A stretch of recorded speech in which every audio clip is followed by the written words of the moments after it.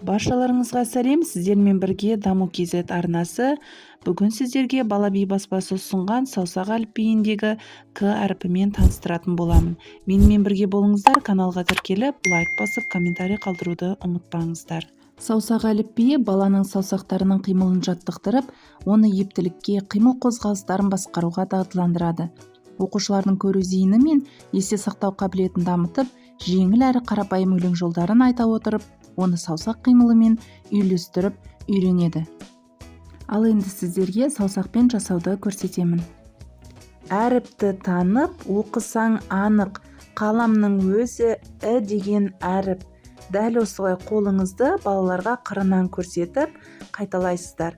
Әріпті танып, оқысаң анық, қаламның өзі «і» деген әріп. Каналдың дамуына өз үлестеріңізді қосып, лайктарыңызды аямай достарыңызбен бөлісе отырыңыздар.